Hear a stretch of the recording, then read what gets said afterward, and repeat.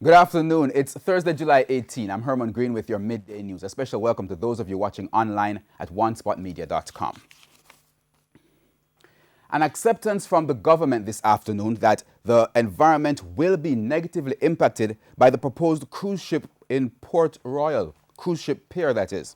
However, according to State Minister with a portfolio in the Ministry of Economic Growth and Job Creation, Pernell Charles Jr., measures will be put in place to minimize any negative impact. According to the minister, the people of Port Royal need and deserve the development, so he is in favor of the works progressing, but at the same time, he says they will not try to silence stakeholders. The proposed development of a cruise ship pier in the area has drawn the ire of environmentalists. It is about.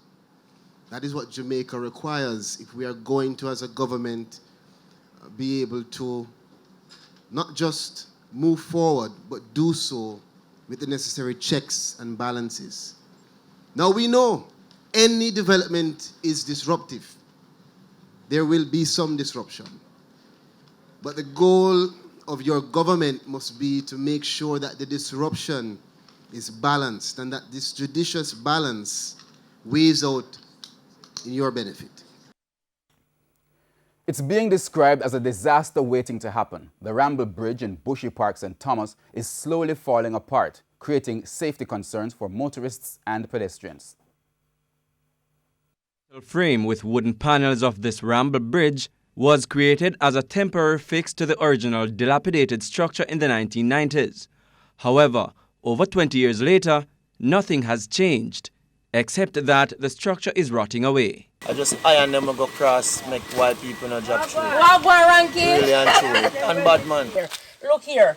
Any kids can walk and slip through here. It's serious. It's very detrimental. We need attention right now from whoever. And school soon open again. The next month after. We can't have it like this. Kids might get hurt. So we need it to fix. In addition to providing passage for pedestrians of Ramble, Cedar Valley and adjoining communities, vehicles also use the structure. Residents contend that despite signs like this advising of its limitation, heavily laden trucks use the bridge regularly, which may have contributed to its current state. They say protesting is one thing, but they want action, particularly from the National Works Agency. We don't have a bridge. This bridge right now for condemn. Something necessarily needs to be done to this bridge. Right, you know. We just don't need the media to know all about this. We need attention. Just attention we need from whoever. Mr. Stephen Shaw, I'm calling on you merely. Prince Moore, TVJ News. The Jamaica Union of Travelers Association, more commonly known as JUTA, is expressing frustration over recent proposals by the government for trackers to be installed on their vehicles. The decision by the government follows a review of the Tourism Security Audit Report, which was conducted by the Tourism Product Development Company and international experts.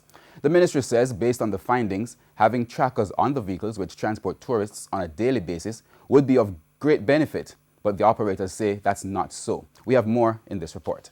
The tracking system, we do not want it. They leave us out of a lot of the discussion that they have. No to the tracker system.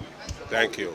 JUTA representatives and operators are up in arms about the recent move by the government to implement tracking devices on their vehicles. They were voicing their opinions at a recent meeting with the board of the association, including members of the opposition. The members complained of issues with the new requirement spanning from privacy concerns to additional costs. The tracking system, we do not want it. It's invading our privacy, taking away our money, and we do not want it. Opposition spokesman on transport, Michael Phillips, says the government did not consult the organization before the decision was made. He added that the changes being made aren't realistic. The problem that I have is that there are costs that are increasing on top of the operators, but the operators can't move them fees to match the increases. However, operators have already been faced with their new reality. One driver said he was told he needed to provide a letter from the tracking company in order to be issued his new operating license.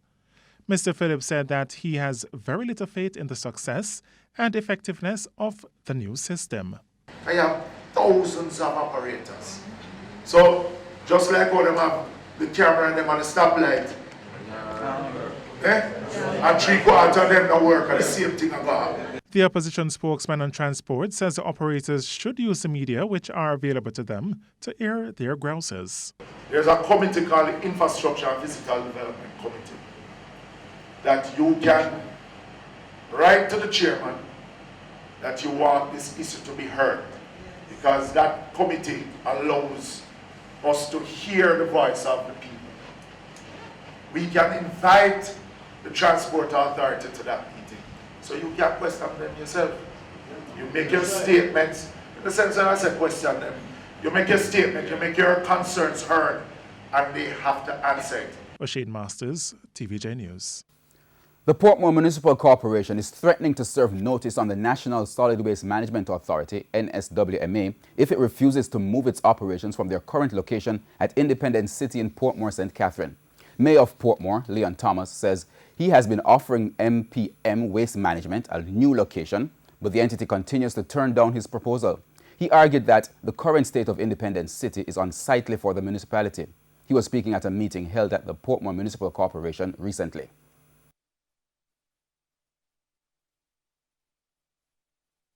We are going to make certain that we serve the necessary notices to remove you from there. Because one, there's a lot of old fridge and old things that you have out there. In actually the art of the municipality.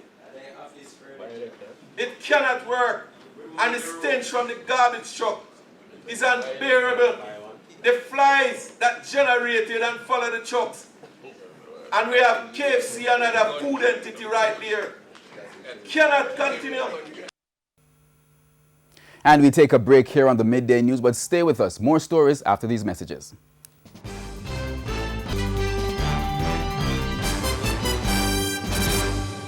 Welcome back, continuing the news. Head of the Counter-Terrorism and Organized Crime Investigation Branch, Assistant Commissioner Fitz Bailey, is defending the investigative capabilities of his officers. ACP Bailey's stance comes after 6 alleged members of the Uchens gang who were facing gang-related charges were released by the courts. He said because the case is ongoing, he would not say much, but seemed puzzled over the release of one of the gangsters' girlfriend. ACP Bailey was speaking on Wednesday at an anti-gang press briefing. If you look at those persons that were basically the cases were withdrawn, so to speak, like the girlfriend of the main perpetrators, the 3 ladies, you know, we again, I said that the court will do the interpretation of the law. It's not, and we respect the decision of the court, and we wait the interpretation so that we can be better able to prepare to do further investigations. There's a warning this afternoon for young people to become more active in society and leave the realm of crime and violence. It comes from Brigadier Raj Mason, who was addressing the recent graduation of cadets from the Prospect College in St. Mary. He says what is happening presently is that a significant number of young people are behind bars due to acts of crime and violence. Of the 3,866 persons incarcerated across the island, minors constitute 5.2%, females 4.7%. Pointed out that with the myriad of challenges now facing the country, there needs to be greater oversight and protection of the country's youth. In the meantime, he says it's time for the blame game to stop.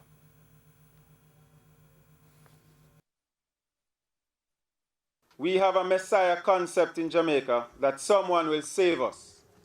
We blame our parents, teachers, bad luck, the devil, the society, and anyone that we can find. Look in the mirror for the answer. You have a choice to study or not. You have a choice to develop healthy relationships or not.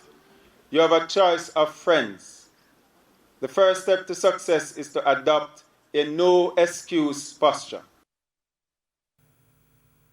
2 men have been charged by the Runaway Bay Police following a series of break-ins in the town. The items include beds, television sets, refrigerators, stereos, tools, and washing machines. Senior Superintendent of Police for St. Anne, Calvin Small, said the investigation led them to as far as St. James.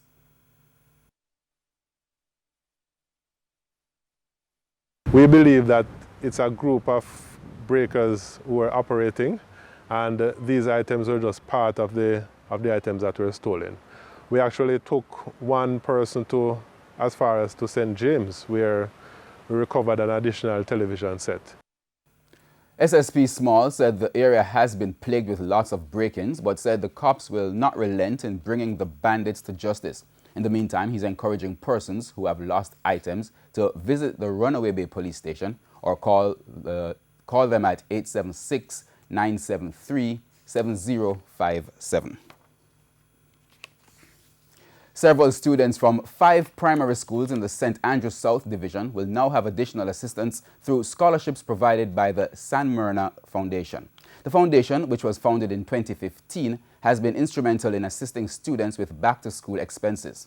The awardees were students from the Balmaji, Duane Park, and Colburn primary schools. Students from Greenwich All-Age School were also included.